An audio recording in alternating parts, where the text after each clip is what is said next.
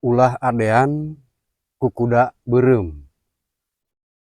Maksud peribahasa ieu guys, artieuna nyaeta hirup urang ulah sombong ku banda batur. Hirup urang ulah sombong ku barang injeuman. Contohna kieu ye. Misalkan urang mawa mobil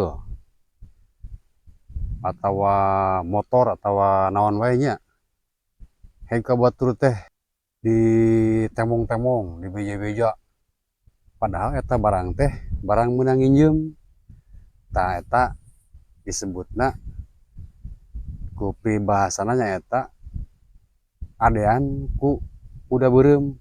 Jadi urang agul, urang sombong ku banda atawa harta injeuman, lain harta pribadi.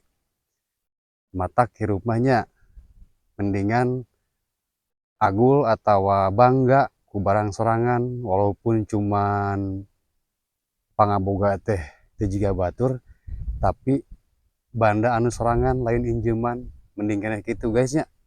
Tah mudah-mudahan urang mah sing dijadikeun jalma anu teu agul ku banda batur, anu teu agul ku barang injeuman. Itu guys, mudah-mudahan mangpaat keur sadayana.